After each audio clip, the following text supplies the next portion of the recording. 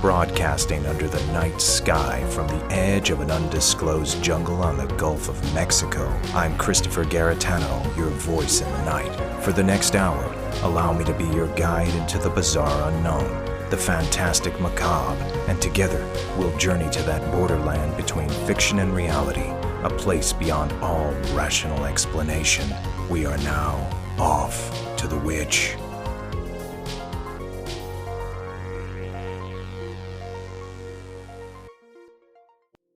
More bullets, I would have shot them all again and again. My problem was I ran out of bullets, and I was gonna gouge one of the guy's eyes out with my keys afterwards. You can't understand this. I know you can't understand this. That's fine. The only reason I didn't do it is because he had changed his look. He had changed his look. You'll understand if you hear it. If you haven't, I know they're gonna give you a copy. That was a recorded confession of a man named Bernard Goetz, a controversial vigilante that shot 4 men on a New York subway in 1984. Some say Goetz was in the right to defend himself, as the assailants were robbing him and threatening his life. Others call Goetz a madman that was waiting for violence, an invitation to kill. Would you severely injure or murder a human being in self-defense to preserve your own life? Tonight's guest is a man who teaches to kill in self-defense, and will go in depth to this very important discussion after a commercial break. After these messages, we'll be right back. If you or your wife or anyone you love has ever been mugged or molested or walked the streets in fear, you should see the movie Death Wish and see what one man did about it. He got himself a gun and went hunting for muggers. Dino De Laurentiis presents Charles Bronson in Death Wish. Death Wish, a Michael Winner film at the Paramount Lower Regent Street now. Certificate X, Death Wish.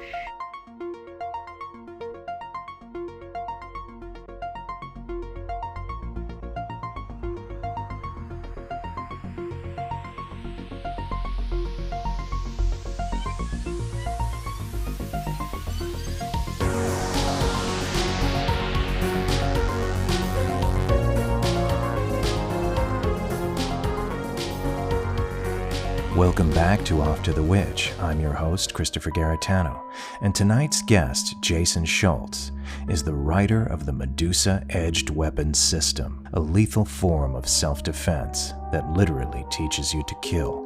This is an honest conversation, frank, graphic, and heavy at times, because it deals with the reality of violence that so many of us turn a blind eye to. So without further delay, here's my interview with Jason Schultz.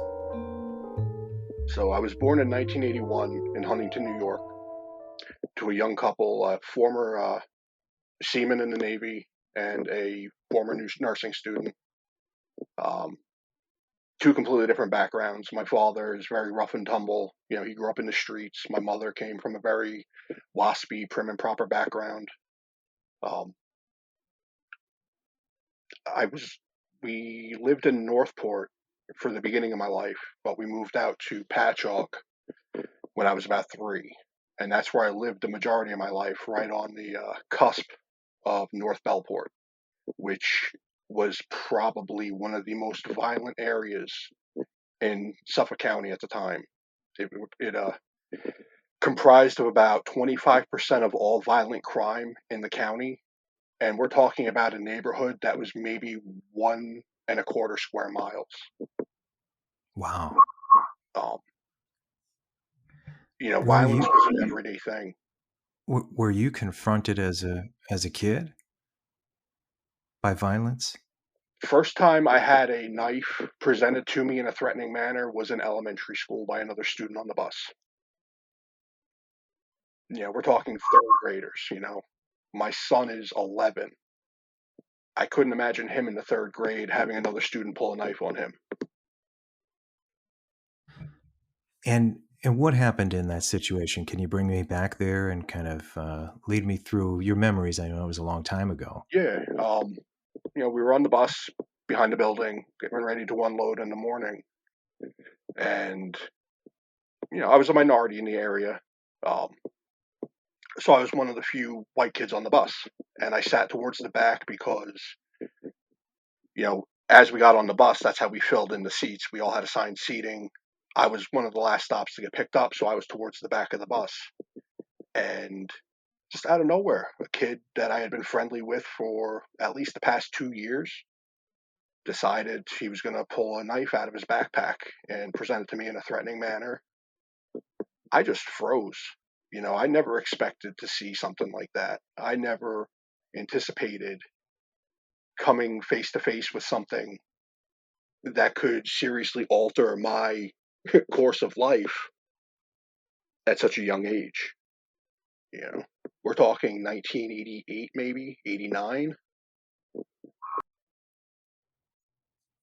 And how did it end? I mean, he pulled the knife out, and then how did you react? I was frozen. I didn't know what to do. I didn't know what to think. I didn't even scream for the bus driver. It just resolved itself. He put the knife back in his bag, and we all went to class. So you were left with that thought, and what was, did it sink in for a while? Were you afraid the next day to go to school? Did more things happen after that?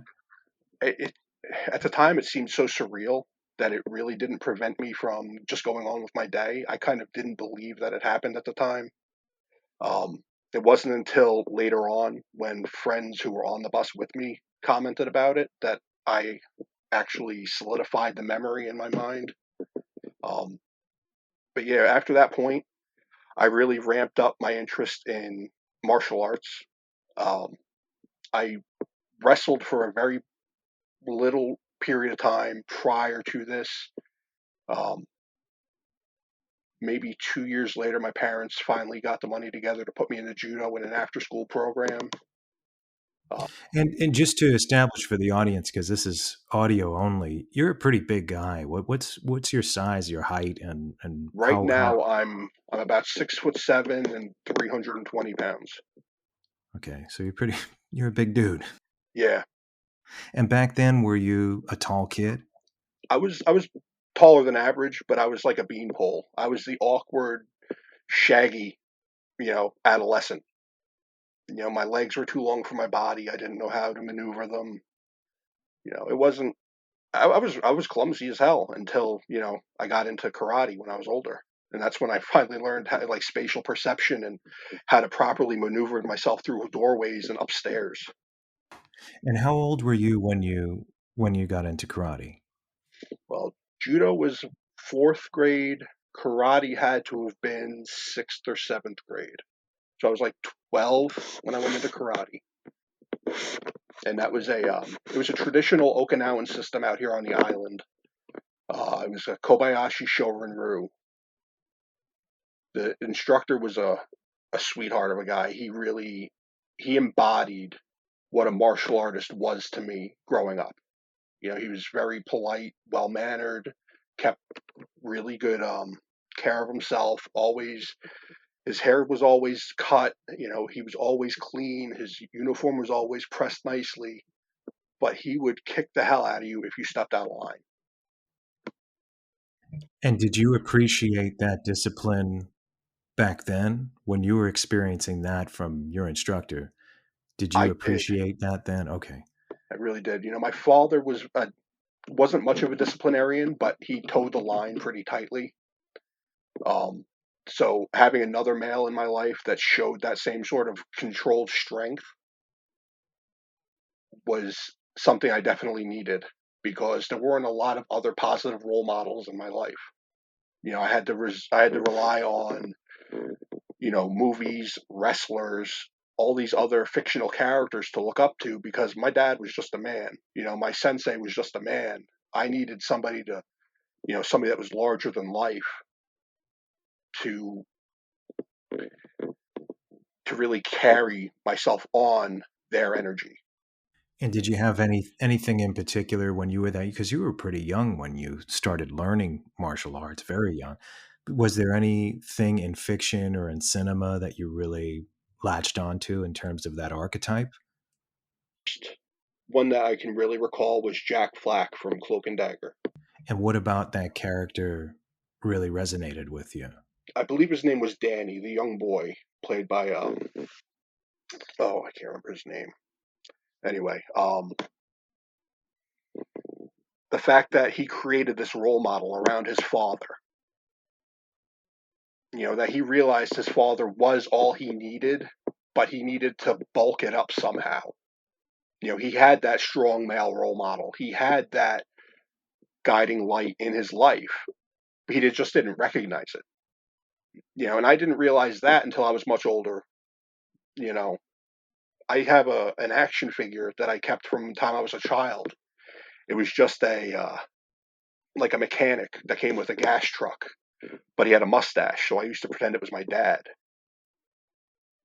And he would always, save the day. If Hulk Hogan was losing to Andre the Giant, my dad would run in the ring and, save the day.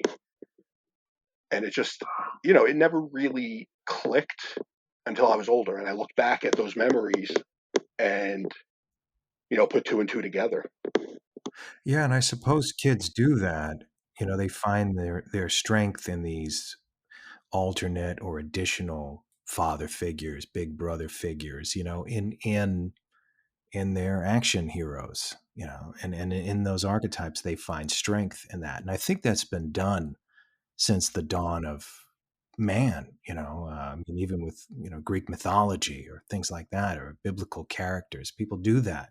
They tend to, we have that in our nature. um, but you were faced with something very real, and I suppose that's the catalyst and the trigger that gets you to seek that strength. And at what point were you really feeling like you no longer needed to latch onto an archetype, that you were changing enough, that you had your own self-discipline, that you were kind of becoming that figure yourself? There had to be some moment where you felt very secure going into just about any situation. And I'm sure maybe other things happened in between. And if we're Yeah. missing that, please tell me. The first event that really stands out in my mind that showed me that I don't really need to rely on those archetypal figures. It's a losing story, but it's a good story nonetheless. I was jumped with a friend of mine by a car full of guys, and the fact that I was able to keep my composure, not go out, and make it home showed me that I have what it takes to get through the next day. I don't need some hero to protect me. I don't need somebody to, swoop down out of the trees and rescue me. I've got 2 hands, 2 feet, and a brain. I can do it myself. Can you tell me a little bit about, was that at night or in the day, or tell me about the So, situation?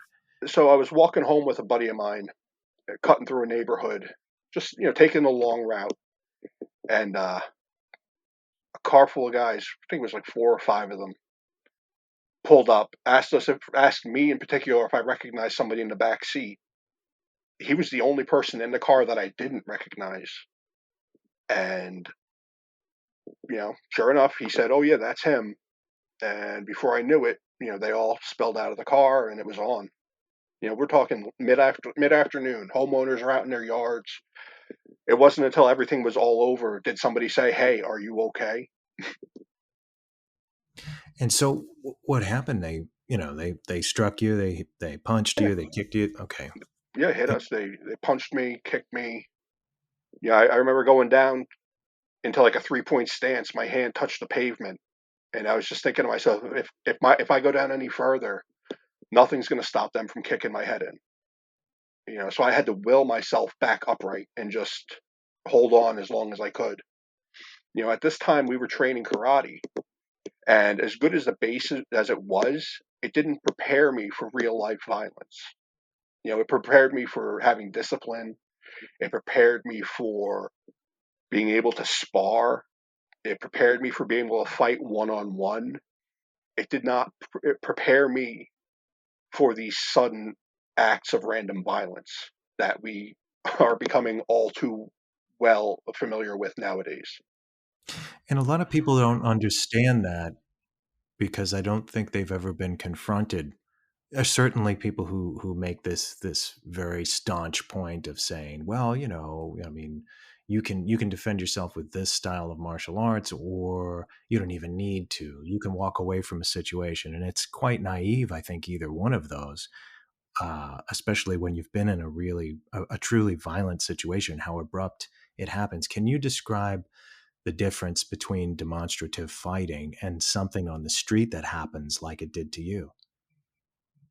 So a lot of the times with the demonstrative fighting, you'll see a lot of peacocking. Well, let's break it down like this. We have confined, controlled fighting that you see in boxing, MMA, uh, catch wrestling, BJJ, or point sparring at a tournament. And then you have demonstrative violence where people are trying to set their position in a hierarchy, where they'll puff up their chest, flail their arms about, talk trash, just peacock, like I was saying before, but they might not necessarily really want to fight. They just want to try and display their dominance and then maybe go to the hands later if they need to.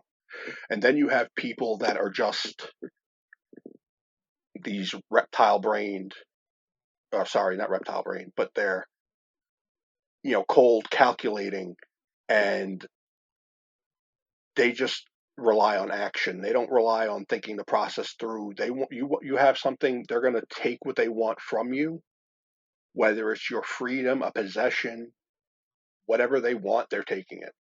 Your sense of mind, your sense of peace, they're going to take that from you. This is Whether they this is do it, interesting to me because I have a quick question on this, and I don't want to forget it.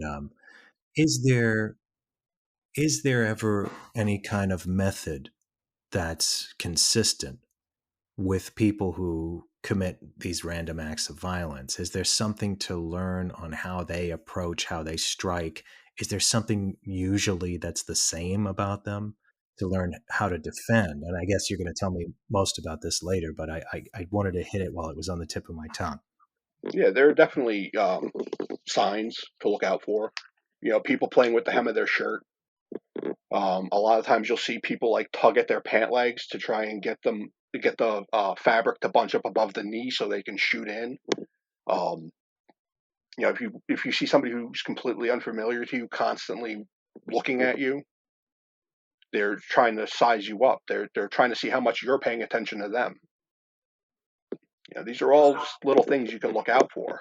And if you know what you're looking for, you can avoid these situations, so you don't have to get violent. Because you've seen these things before, or you've consulted with people who've been in a lot of violent situations. They know these things. They can see people. They know who to look out for. And I've been around some things in the past, and I know a little bit about this at least. And sometimes I'm around people who are just so naive that they think nothing can happen to them. And I say, look, we do live in, there are beautiful things about this world, very beautiful, but there are very ugly things about this world too, and you can't forget that. And do you feel like that's essentially maybe the core of your philosophy, is that, you're not a pessimist, you're just being realistic about how abrupt and quick violent situations can form for Mhm. anyone? Yeah, because if I'm lying to myself about the reality of the world, what good is that going to do me? I can blow smoke up my ass all day long about how everybody loves each other, there's no violence, and hope nothing happens to me. I know the truth of the matter, though. I know that there are good people out there. I know there are beautiful things out there. But I know for every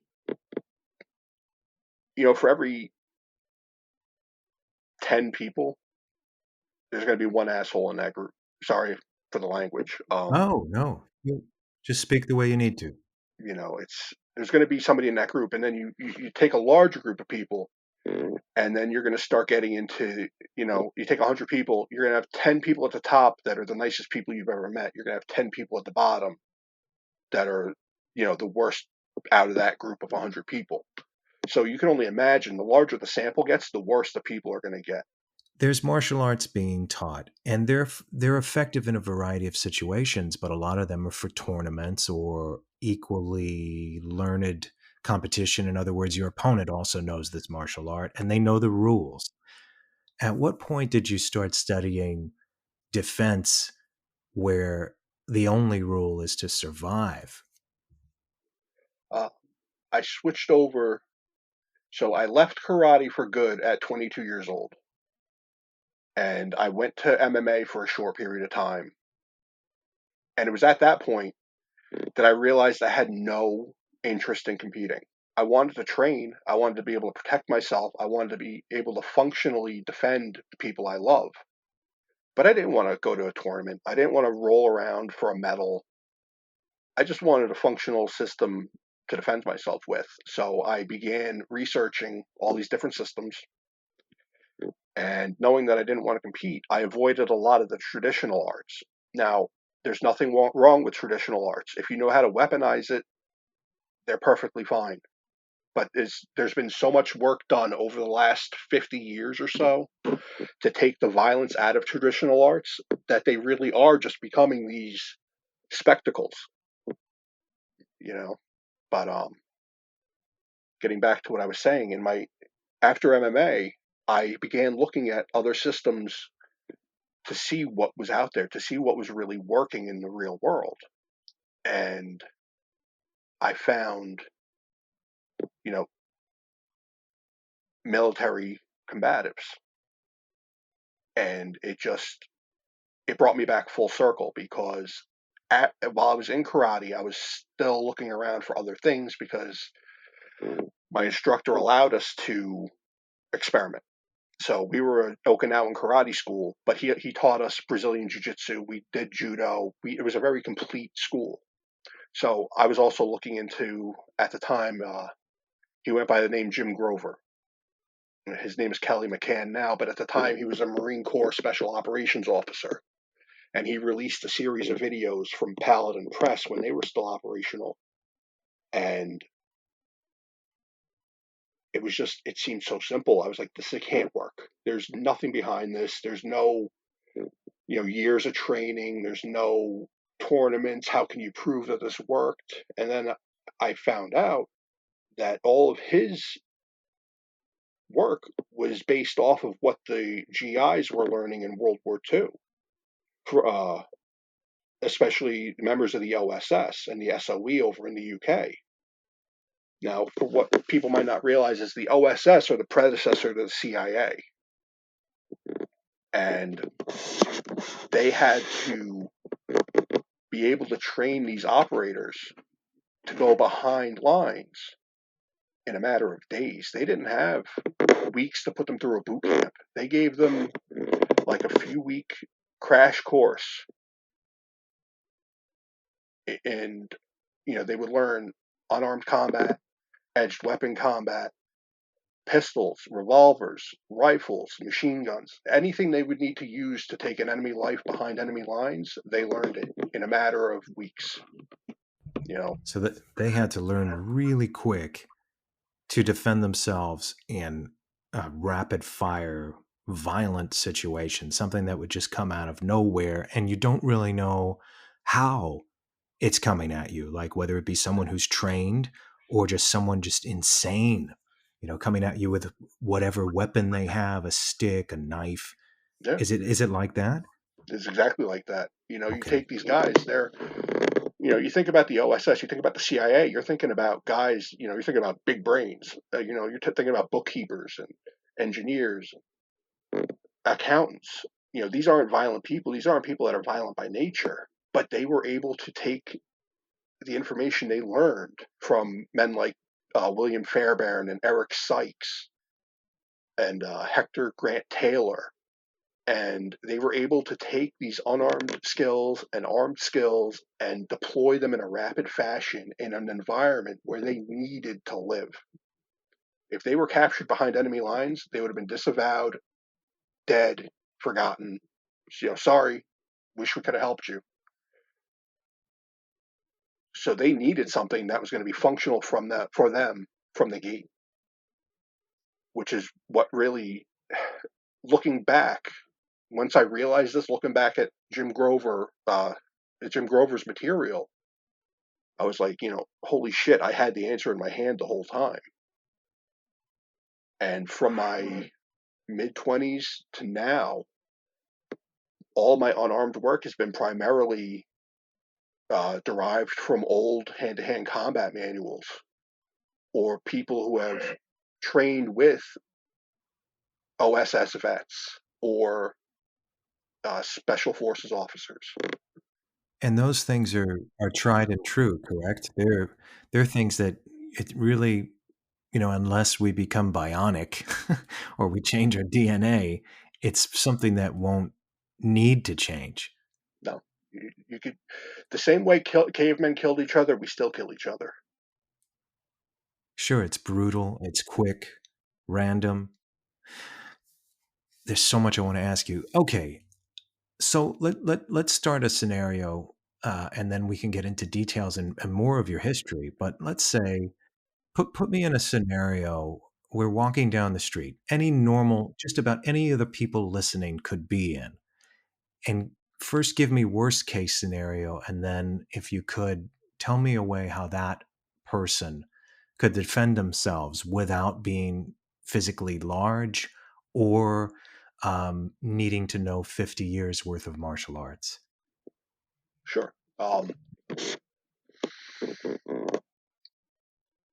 Let's say you're walking down the street, okay, and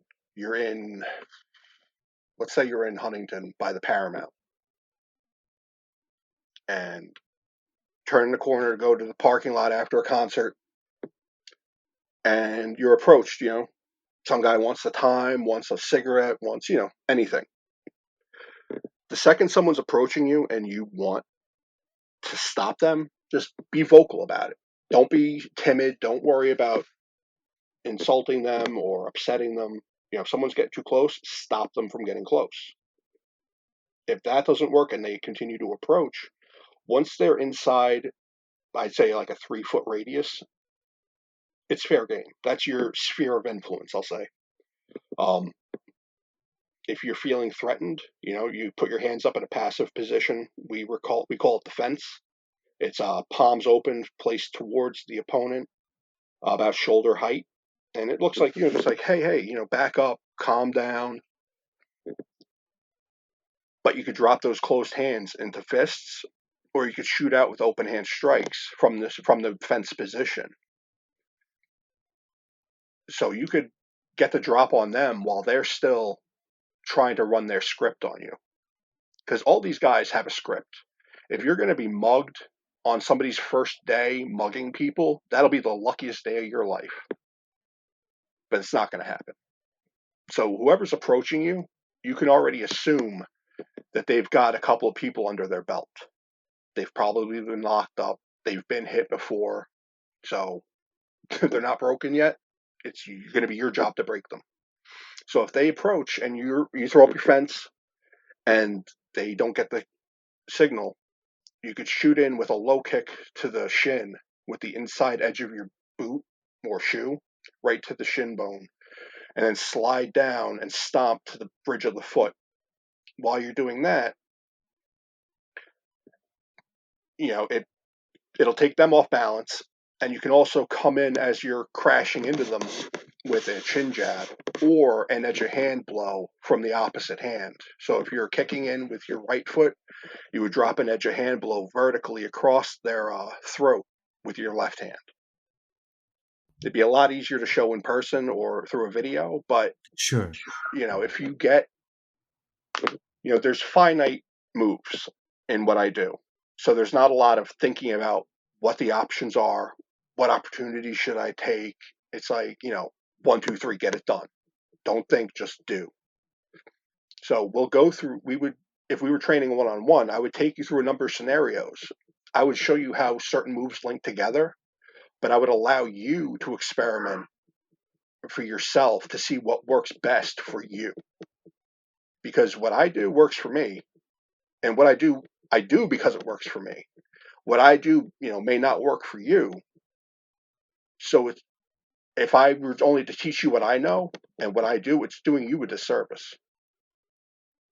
So I would give you the tools, I would give you the information, and guide you through the experimentation phase of seeing what works best for your body type, for your musculature, for your conditioning, for your processing speed, for that fact. And these are effective ways to defend yourself when maybe the person's just trying to, well, I'm not trying to diminish their crime, but they're not trying to murder you. They're trying to get your wallet, whatever. But Right. how do you know? The You don't. question is if this, You yeah, don't. and That's and why so it's important to state your mindset. Like, when you get involved in these situations, armed or unarmed, nowadays, chances are the police are going to get involved. So you need to make it clear that you feared for your safety. You didn't know who this person was, what they were capable of. You have to be honest with the officer, because I don't know what the guy next door to me is capable of. But if he gets in my face, I'm going to try and, kill the situation. Probably a bad choice of words right there, but I'm going to try and kill the situation any way I can, as fast as I can. If he comes approaching me and I have a way out behind me, I'm going to try and walk away from him. I'm not going to give him my back, but I'm going to try and create distance. and Yeah, that's a very effective thing, right? Create distance. A lot of people don't realize creating distance is very effective. Even the way you're standing, creating distance.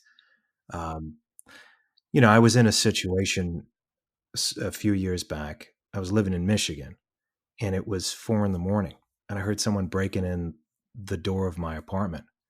And I was living with my ex at the time, and I got her to call the police, but they're not getting there fast enough, and someone's breaking in the apartment. I grabbed a knife, and I was trying to just gently tell the guy, listen, don't make me do this.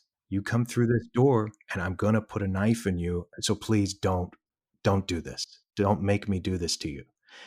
It's sad because the guy was a drunk and he was staying at his buddy's apartment beneath me, came to the oh my wrong God, floor. Jesus. Yeah, see, it would have all ended badly for him, all over a simple mistake. Yeah. And I don't want to do that. But, No, you shouldn't and, have and to I, live with somebody else's mistake. sure. And so for the people that think, you're just teaching this violent thing to people, it's like, can you put it in perspective, the next level, someone who is not just trying to get your wallet, and how horrible it's we read these things and see these things in the news every day. These are real people getting killed by these random nutcases. So can you kind of bring us to reality? There, like I said, there are beautiful things in this world, but there's some very harsh things in this world that people are naive to. And maybe you can tell me a little bit about that. If somebody presents a knife in any fashion, threatening, um, showing it off, whatever alpha male nonsense they're doing, you need to keep your eye on that knife. At a distance, it's one thing. If he's within 21 feet of you, you got about 2 seconds to think what you're going to do before he hits that body. It's, having a knife pulled on you in any manner is chilling. It doesn't get easier the more times that happens, but your reaction to it can become more baseline. But I'm getting off topic here. Basically, if there are a handful of scenarios where it is, I'm not going to say legal to take somebody's life, but it's not criminally negligent or criminally liable, I'll say. You can be held civilly liable, but a good acronym to remember for this is Dr. Barks. So it's defense against rape, burglary, arson, robbery, kidnapping, or forcible sodomy. You are, I'm not going to say allowed, but if somebody's death is required to prevent any of those things from happening, it's a pretty good reason, to prevent those things from happening. and it makes sense. Like again, it's very easy to um, assume and judge a situation from a distance when you've never been in that situation. And for all the violent movies that we've watched over the years that we've enjoyed, real violence is a very different thing and has very different consequences. And in self-defense, I'm a firm believer that again, I don't want to hurt anybody, but if this person is crossing, this stranger usually is crossing the line, there has to be a way of self-preservation and also defending the people next to you if there are any. And is that the basis of why you invented, or is that the basis why you're involved in forging the Medusa system? A lot of people, say, "Oh, training knife is murder." You're just training to murder. You're training to kill. Okay, I'll give them that. It's not the reason we're doing it, but I'll tell you this: there are people out there who are training to kill with knives. They're training to kill with guns, and they're out on the streets. They're in our prisons. They're out there. People think Joe Spinell was a great actor, but Frank Zito was a very real man.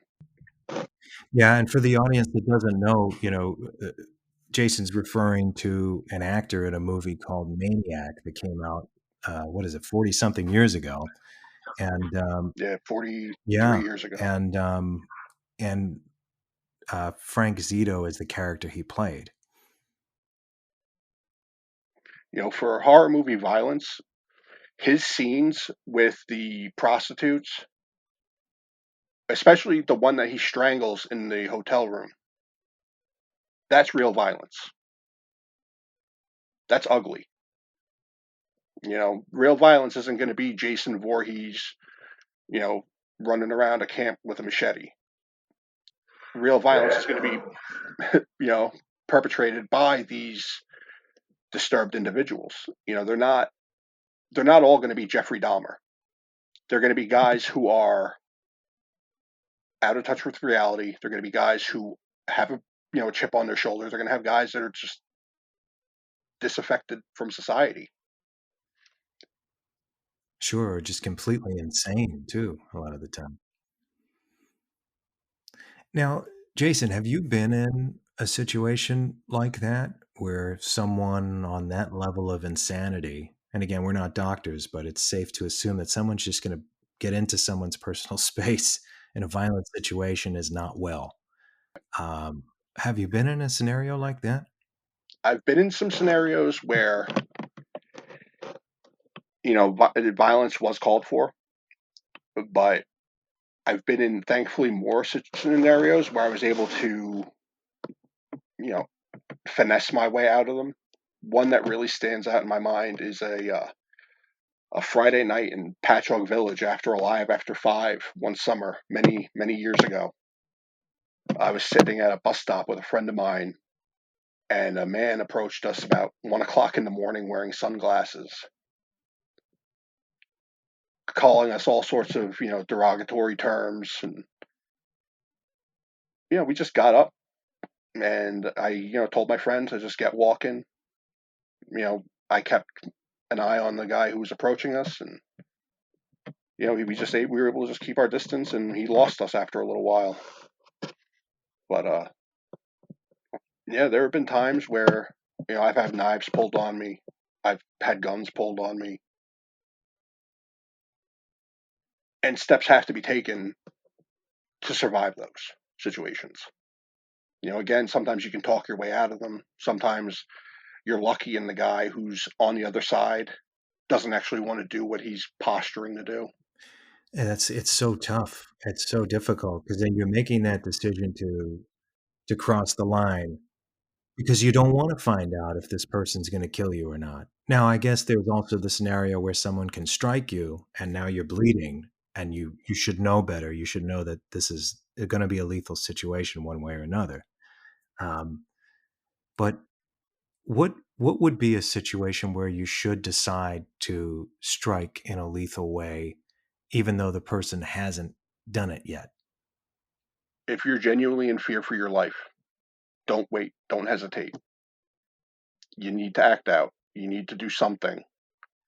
Even if you just scream to shake yourself out of it, you need to act. If you're scared for your life, you need to act. If you don't, you're only responsible for what happens to you at that point. Do you really want to leave your loved ones behind because you were too scared to save your own life?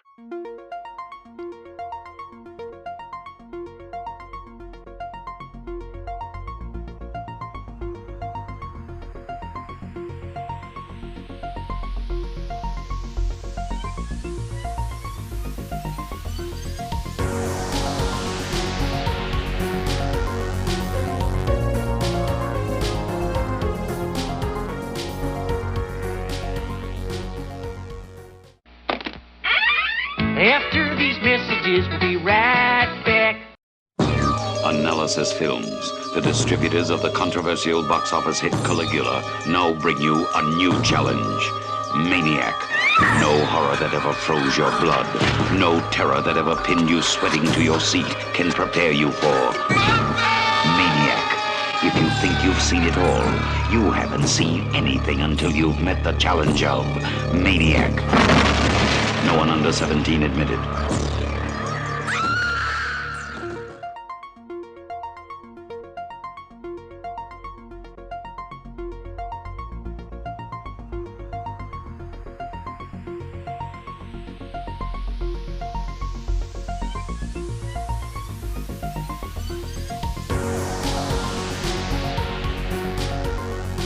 So we're coming back, and now I want to hear the details about Medusa. Can you tell me where it all started for you, or how it evolved and eased into it finally? Because it seems like that's all of these years coming to its full force. It's forming now into something that I think you're going to be carrying forward for quite some time. So tell me how Medusa was born. So Medusa was developed by a friend of mine and his son named Mike Raymond and Seth Raymond, upstate New York. We've all been friends for probably, I'd say, about like the past decade. We would always, shoot ideas back and forth. I'm working on this. What are you guys working on? We're learning to pick locks. We're doing this. And we all studied various forms of edged weapons, Filipino styles, U.S. Western military styles. And everything was just, it required so much time to learn, so much, I'm not going to say effort put in, because you need to put effort in to these systems for them to work. But we all wanted a system that you could just drop somebody into and they could be confident in their ability to protect their life at the end of a weekend, just like Fairbairn did with the OSS. He taught these people how to defend themselves in a limited amount of time. Why can't we?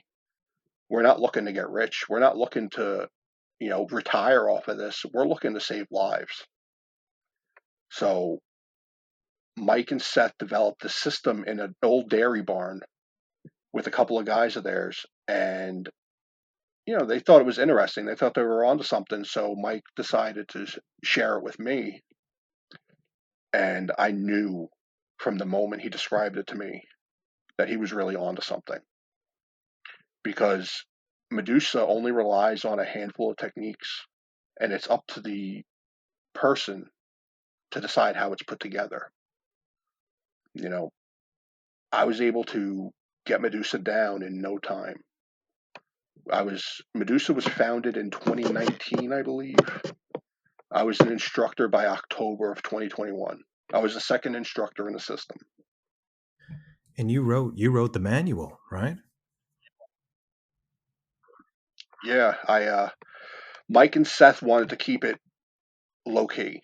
They wanted just to share it with a couple of people and not make much of a big deal about it. And I was fine with that, And I just asked if I could write a manual for us to share amongst ourselves, to share with other prospective instructors or trainees, just something that we had. So we had a guidebook, something that would, keep us in line with our philosophy. And I wrote the book over maybe a week. at most.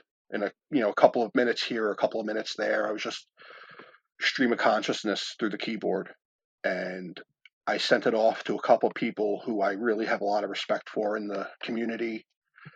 I sent it off to Kelly McCann, who I mentioned earlier, as a thank you. I'll get into Kelly later. That's something I really want to touch on. But I sent it to a man named Terry Trahan, who's like the godfather of this stuff.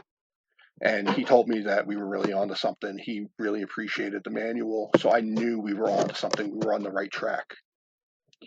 I knew we were even more on the right track when other established systems started having a problem with what we were doing, because we were giving out this information that they're charging hundreds of dollars for seminars. I'm selling my book for $10, and I'm training people for free over the internet or in person if they can make it to me. So essentially, you're really doing this to help people. You're not trying to. Obviously, we all have to make a living, but you really wanted to offer this as I don't want to say simple, but an adaptable or easier form of martial arts that can be learned quickly and applied quickly. Exactly. Yep. This is for the mothers. This is for the daughters. This is for the college kid. This is for anybody who has ever felt insecure. This is for people who have ever felt like they weren't in control of their own destiny. This is for people who want to stand up and protect themselves. We're not looking to. There's a big thing in the combatives world now where people are just like collecting garbage. They're collecting patches and these fad knives and all this nonsense. They're just throwing cash away instead of training and instead of making themselves better. It's more of like a popularity contest in some ways. Whoever's got who's ever got the most toys wins. Sure, and it seems that way in a lot of forms, art forms, business. Can you tell me about Medusa? Because I'm sure all the listeners are like, wow, like what, they obviously have an idea what it is, but can you take me through the mechanics and how it works and how it would work in a scenario? So first, I know people are going to be wondering why Medusa. Why did they choose the name Medusa? Well, in Greek mythology, Medusa used to be a beautiful woman. The beauty of Medusa is its simplicity. Medusa was sought out by man after man after man for her beauty. I believe she was even given child by Neptune against her will because of her beauty. So she was given her ugly appearance as a protection from these men who pursued her. And the ugliness in Medusa is its effectivity. That's amazing. Medusa, like its namesake, has its beauty and its ugly side. Medusa is made up of 3 general ideas: shock, latch, and stab. Shock is any strike to the eyes, the throat, or the groin. It can be a finger dart to the eye, it can be an edge of hand to the throat, it can be a backhand to the groin, it could be a kick to the groin. It's anything you use to shock isn't just to take the attention away from what's about to happen. You want to try to destroy whatever you're hitting. If you're going after their eyes, rupture the globe. If you're going after the throat, crush their larynx. If you're going for the testicles, rupture the testicle. Do what you need to do. Because if you can end the altercation at that first strike, when they're not expecting it, good on you. That's good on your conscience because you didn't have to take it to another level. Yeah, so shock, you want to destroy the target.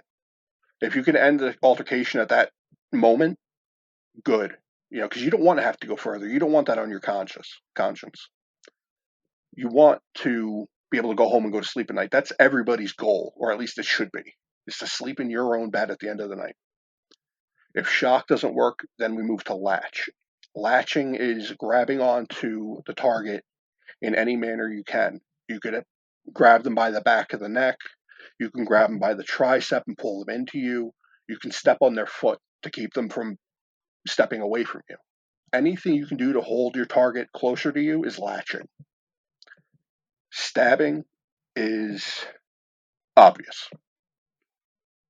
We don't have specific targets in Medusa. A lot of systems will focus on anatomical targeting. They'll want to go for the liver, they'll want to go for the lung, they'll want to go for the kidney, they'll want to, that's too much thinking. You're not going to be thinking like that in a life or death situation. You're going to want to go in, punches and bunches, like they say. You want to get as many shots in as short a time as possible to get the damage done.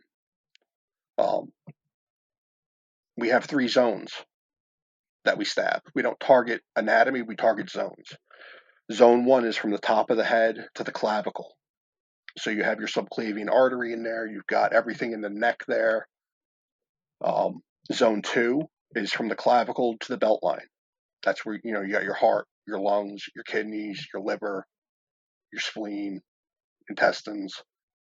And then zone 3 is from the belt line to about mid-thigh. So you got your femoral artery, you have your groin, you got the lower half of your intestines, you got your bladder. The anatomical targets that these other systems are training, we have a high probability of hitting just due to the method in which we attack. We just go for rapid fire stabs to neutralize the target. We're not worried about how long he's going to take to bleed out. We just want to get him to that point and get it over with if we need to. Do you think after, let's say the scenario does escalate to an actual puncturing with a knife on your part on their body, do you think that at that point it would be enough to stop them with one stab, or is this that once you make that decision, it has to be finishing for the other person? Something I tell my guys is not to think about it, because that's when you start tripping yourself up. Is one stab going to be enough? If you stab him and it is enough and it ends the altercation, you're going to go to jail anyway. You're going to get locked up that night because you stabbed him. Whether you kill him or not, you're getting locked up either way. And then you're going to have to prove in court that the stabbing was justified. And then you're going to have to go to civil court and be sued by him and his family because you stabbed him in defense. Varg Freeborn, who's a great self-defense author, wrote about this. He did jail time for defending himself against an older guy, an older, bigger guy, and 2 of his friends. And he stabbed this guy countless times with a penknife, all while asking for help, telling them to leave him alone. And he still ended up doing, I believe, 5 years. And he didn't even kill the guy. He just stabbed him a lot. And did that guy who he stabbed end up going to jail at all? Yeah, and this is somebody who had terrorized him for years prior. And then attacks him in his own home. I believe it was in his own home. And nothing. He gets to sue him. They go to, criminal court and civil court. So essentially, Medusa is a philosophy and a course that suggests once you make the decision, you need to go all the way with it. So yes and no. If you get to the stabbing portion, you need to do what you need to do in that situation. I teach specifically that if shock is enough, shock is enough. If you get to a latch and you feel like you can control the target and neutralize the situation without having to go to stab, we do that as well. But if we go to stab, it's because we have to go to stab. We don't have another option. Is there a specific type of blade that's recommended to carry? No, because laws are different all over the country. Medusa was specifically designed so that you could be out in you could be changing the brakes on your car, and you have the screwdriver sitting there that you use to pop the brake pads out of the caliper. Somebody walks up on you, you have that screwdriver in your hand, you don't need to worry about a knife. You don't need to worry about slashing them. You can just stab them with a screwdriver if you needed to. You could stab somebody with a pen. You could stab somebody with a pencil. You could stab somebody with a broken chopstick. That's another thing about Medusa. We don't rely on slashing. It's all thrusts. And it's practical. It's like whatever you can grab to use. Whatever you can grab. Now, it's like Joe Pesci in Casino. Sure. Yeah, he just finds anything he wants to find. Yeah. And that guy, according to Scorsese and according to history, in real life was 100 times worse than he was in the movie. See, exactly. That's what, just like I was going back to with Joe Spinell and Frank Zito. These guys exist in our world. And the rules that they lived by in the past, they don't necessarily live by anymore. The mafia guys used to not mess with people outside of their world. The Russians are different nowadays. The Russian mafia will walk over whoever they feel like. MS-13 walks over whoever they feel like. We don't live by these same rules anymore. Yeah, it was only 2 years ago that a young lady was in a library in New York, and she's walking back with her books in her hand, and these 3 young kids, street kids, I guess, and they stabbed her to death. Yeah. And it seems at times the district attorney was sympathizing for the kids who stabbed her and took this girl's life. Yep. And don't want to ruin their lives, Yeah, no, that perspective needs to change. It really does. Because if they were ever, if anybody was putting up this, and it's all politics, but if they were putting up these public sympathies and it happened to them or happened to their child, the perspective would be very different, I assure you. These people live in their ivory towers. Yeah, and those are the people that we shouldn't listen to. Right. And again, I believe that violence is necessary at very particular times, and I have a feeling you do as well. You're not someone who's, you're not someone who's hateful and is just looking for an excuse. This is something that's to help people in a world, in a very real world that some people aren't privy to. So since Medusa has been released in a sense, how has it taken on with the martial arts world, self-defense world? It's had a really positive reaction to us for the most part. A lot of people really like the book.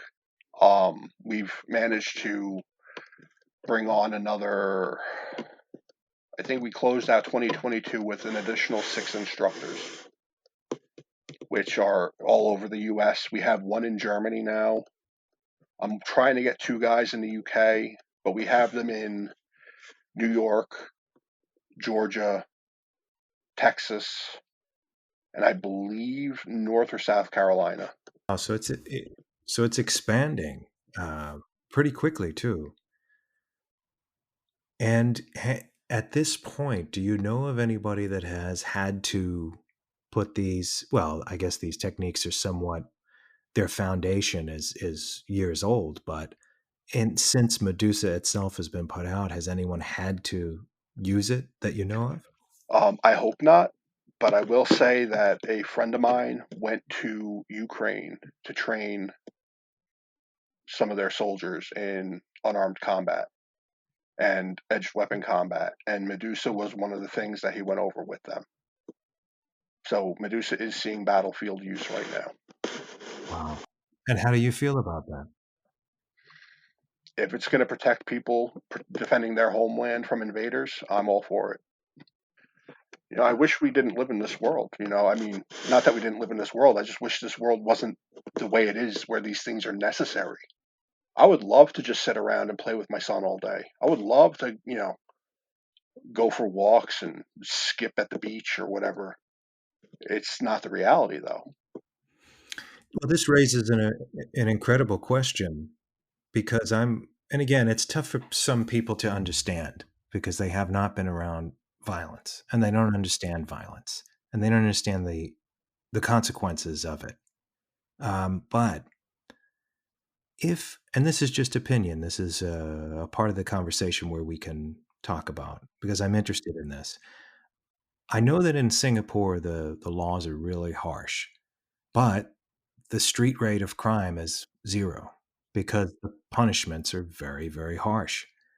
Do you feel like, and in a sense, I know it's on the outskirts of it, but citizens knowing Medusa and being confident with it is in a way a deterrent for crime? Because if people know, hey, 30% of the people in this population in this town or city know this training and they're going to use it, I'm not going to go and do this stuff.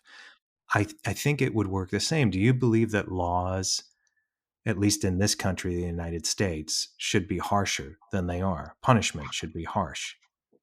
I don't think the punishments should be harsher. I think we need to enforce the punishments that are on the books. So in other words, they're not being enforced. Not at all. I don't feel they're being enforced the way they should be. Up in New York, we have, the no bail. How are these laws being enforced when somebody's getting picked up for a crime and they're back on the street the next day and then they're killing somebody a week later? Sure, and they're taking full advantage of it. Yeah. They know that. Yep. When if they were just held liable for the crime they committed in the first place, they would still be locked up. And I know there's a lot of talk about, the criminal justice system and racism and, how policies aren't exactly evenly distributed. And that needs to be looked at as well. I mean, I'll admit that exists. But we can't just, cut off our nose to spite our face. Sure. And criminals come in all colors of the rainbow. We all know that. There are bad guys and bad girls in every shape, size, and color, and it's just human nature, and it's not really a race thing at all. And unfortunately, politicians are the ones that are pandering for votes here and there, so they make things up and they try and skew reality. But the reality is, it's human nature to be unhinged and to attack other humans, and I'm not sure what the cure is for that, but definitely learning self-defense is a good thing. I think it's a positive thing. But that raises another question. Do you ever worry if the wrong person, just like the wrong person sometimes will join law enforcement or enlist in the military, will also try and learn Medusa? They're going to learn it anyway. If they don't learn it from me, they're going to learn it from somebody. They're going to learn something from somebody. I do screen who I teach, as do my acquaintances. So we don't teach just anybody off the street. We have to have some sort of familiarity with them, or they just pass a couple of checks, we'll say. And but yeah, the bad guys out there are already doing this. They know what they're doing. They're raised in this. There's a reason Medusa came from the U.S. prison system. It's because these guys already know how to stab each other. Can you tell me a little bit about that history? Oh, yeah, sorry. I should have touched on that earlier. Oh, no worries. Yeah, so Medusa was influenced by closed-circuit prison footage of knife assaults and the commonalities between them. A lot of times people think it's just grab and stab, grab and stab. If you grab somebody out of the blue, they know something's coming. But if you hit them in the eye, then grab them, then stab them, they're still feeling their eye by the time you put that knife in them. They don't know that the knife's coming. So Medusa was, directly influenced by this. So the criminals know how to stab each other. The criminals train in prison how to stab each other. Criminal in prison, they will, if they know the guards have gotten new gear, they will stage a fight. So these, the officers have to come in their riot gear so the inmates can see where their weak points of weakness are. So they know if there's a riot where they can stab the guards.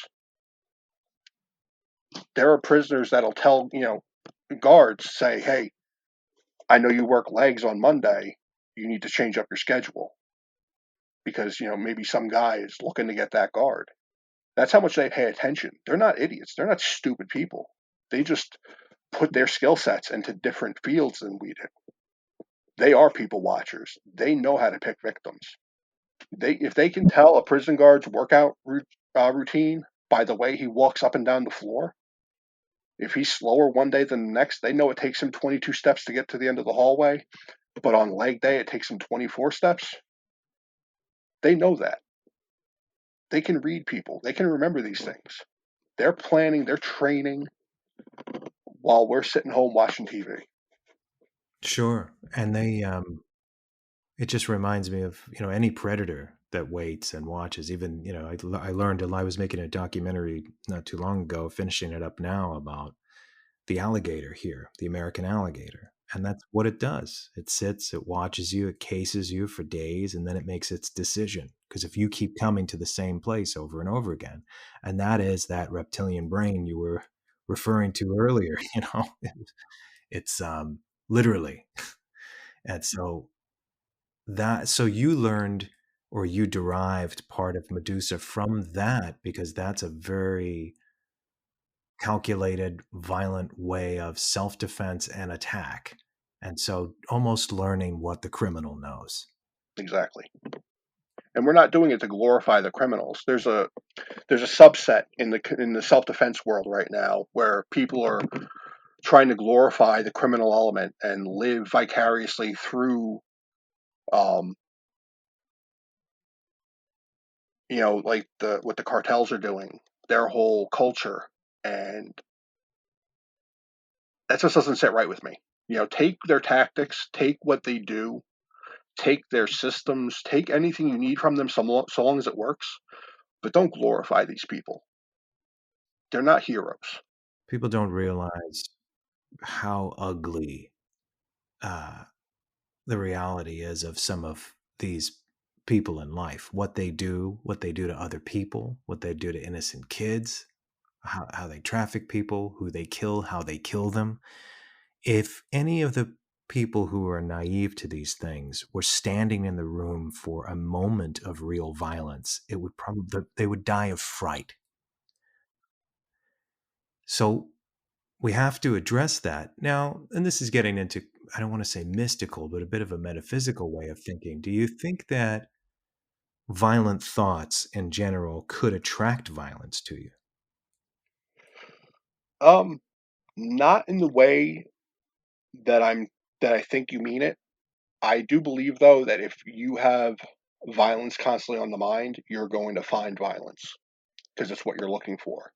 You never see a green car until you're looking for a green car. And then they're everywhere. Sure. If you're looking for violence, you're going to find violence. That's why a good friend of mine, when I first started training this stuff, he sat me down at his kitchen table and pulled out a series of newspaper articles about a stabbing that took place in New York City between a Filipino martial arts student and a bouncer. And he was like, if you make this stuff the center of your world, it's going to absolutely destroy you. You cannot focus on the darkness. You need to have a balance in light. It's like Darth Vader. He was a balance of good and evil, and then he let the dark side take him over. That can happen to anybody. If you're studying nothing but violence without any balance, all you're going to know is violence. All you're going to think is violence. Mike Raymond, who developed Medusa, he balances this all out with stir frying. He cooks to bring the light back into his life. I'm blessed with an 11-year-old son that I get to play with and hang out with. That's my balance right now. But yeah, if I didn't have those things, I could easily fall into the negative. I could easily fall into that dark place. Yeah, I agree. I think that balance comes from within, and you can study or even teach violent martial arts, self-defense, watch violent horror films. There's a great movie that I feel really, there's several movies that do this, but William Friedkin's The Hunted, I think, really discusses this idea, and even knife fighting and violence, because the Tommy Lee Jones character in that movie wasn't military. His father was, but he was teaching all these young men to kill. and he was almost removed from it. It didn't bother him that he was teaching them that, I think, but he was faced with one of his sons, so to speak, at the end of Right. it. Do you like that movie? How do you feel about that movie? I haven't seen it in a while. I do recall enjoying it quite a bit. I mean, I'm a Tommy Lee Jones fan anyway, going back to Rolling Thunder and The Park Is Mine. So Oh, great anything movie. with Tommy Lee is fantastic. Yeah, I love Rolling Thunder. Park is Mine is fantastic. Yeah, The Hunted. Check that out again because I went back to it and I really felt like it was one of Friedkin's best films. Especially of modern day. I mean, his greatest were French Connection, The Exorcist, and Sorcerer. But he's always looked at violence and always, knife violence and Cruising. What a grisly movie that was, but showing reality. And so I felt like that was no different in The Hunted, even though it was kind of a different view on the Rambo character, a darker view.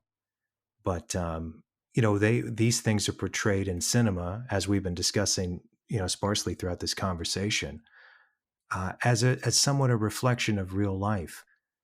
You mentioned Maniac. Is there any other film that you feel shows the ugliness of violence as it is, to the point where it's almost unbearable?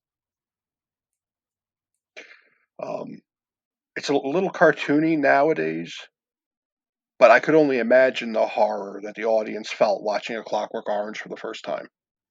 Oh wow, yeah, of course. The just the outright blind violence. I'm not even talking about the sexual violence. I'm talking about the droogs doing what droogs do, and that being displayed to America coming out of the Love generation. That had to be horrifying. Sure. People forget when that came out. I know Kubrick had to pull it from theaters in the UK because he was being blamed for street violence. It actually inspired people to go out and do stuff. And there have been some movies like that since that were, they blamed the street violence on. The Warriors was another one, a little bit later, but I'll even say, like, the Clockwork Orange beginning is of great. Irreversible Oh is boy. striking. That could easily happen at any nightclub. If the two wrong people get in each other's face, that could easily happen. Not even out of a motive of revenge. Two hotheads and a fire extinguisher, it's gonna happen. And has happened. Yeah, yeah. So what Jason's referring to is there's a scene where, or you can describe it if you like. No, It's no, no. rough. I'd rather you. Well, there's a scene where I believe someone's girlfriend gets raped, and he goes to look for the guy that did it. And whereas in most Hollywood pictures, the good guy will win and kick this guy's ass. In this case, he gets his arm broken by the assailant who raped his girlfriend. But is it another guy comes in with a fire extinguisher and bashes his face in? I forgot I who believe gets it it. was his friend. It was the boyfriend's friend who had feelings for the girlfriend. It was like a Okay. triangle thing. All right. So that's what happens. So the bad guy does end up getting it and gets it in a very realistic, grisly way. And that's what's so shocking about it, because it's, oh boy, they just went there. And even in a fantasy film like Pan's Labyrinth, remember when that guy gets his face bashed in with the bottle? It's like, wow, man. That's And again, I'm not reveling in violence, but I think perhaps the honesty of the filmmaker and the courage enough to put it in that moment where they didn't have to, but they did it. Uh, which sometimes I'm impressed by, the honesty of violence. It's not a pretty thing, and it shouldn't be portrayed as a ballet, because it's No, not. no, it's not. That was one of the things that. Sorry. That was one of the things that drew me to Fred Vogel's early work, is how just raw it was. When I saw August Underground for the first time, I knew what to expect, but I didn't expect it to be so visceral and so real. I was expecting, low rate Faces of Death. I wasn't expecting it to look like something some guy made, with his buddy in a video camera, in quite the literal sense. Sure. And those are hard to watch, those movies. Yeah. I mean, he's grown into quite a filmmaker. But to have started his career with those, my God. Yeah, you have to have some guts, no pun intended, a little bit of insanity, um, to show people how ugly the world can be. I do admire filmmakers like that. I talked to Jim Van Bebber on this show, and I know you and I appreciate that type of cinema as well. Um, I saw that violence in cinema when I was a kid, and then kind of later, I never saw that level of violence with my own eyes. I did see death and some bad things happen, but and hopefully I never will. Speaking of Jim Van Bebber, Deadbeat at Dawn. That violence is realistic. He's another person who really just can make violence a character in the movie itself without being over the top, without glorifying it, without making it a spectacle. Sure. And we talked about that. And his thing was, like you were, Jim was a wrestler in high school, and he broke some dude's arm once and understood the consequences of violence he understood the consequences of violence through something like that, but also getting in some fights and just getting it. I think after a few fights and someone gets hurt, you understand, just in a skirmish, how effective violence can be. I mean, I had, for the rest of my life, I had a tooth knocked out when I was 15 in a fight, and I've dealt with it my whole life. It's just something I'll never forget. But the consequences of murder, I had a friend whose brother was murdered, and just to see how it kind of affected him for a long time, his entire life, never fully dealing with it, and how could you expect him to? It's a rough thing. I mean, I hope I never have to. I really hope I never have to. If I train my whole life to never have to use Medusa, it'll be a life well spent. That's amazing. Yeah, it's just such an important discussion, because I was so interested in this, and always have been, in martial arts, and obviously, a fan of movies that deal with these sort of things, and the art of knife and sword making, and the history of, and these things portrayed in our dramatic interpretations in cinema and music. But real life is a very different thing. But it's also necessary. Yeah, it's a discussion I think we could talk through several volumes, and I think maybe we can, talk again and see how much further this goes, and what the next step is for Medusa. Yeah, I would definitely be up for that. Yeah, man, thank you so much for this. I really appreciate all of this. And not a problem. I always ask the same thing for each guest on the way out. If you were, and I don't know what your beliefs are, but if you were to retain your consciousness and you go forward, whether you call it a soul or it's a new dimension or whatever it is, and there's no right or wrong answer to this, what would you take with you? My love.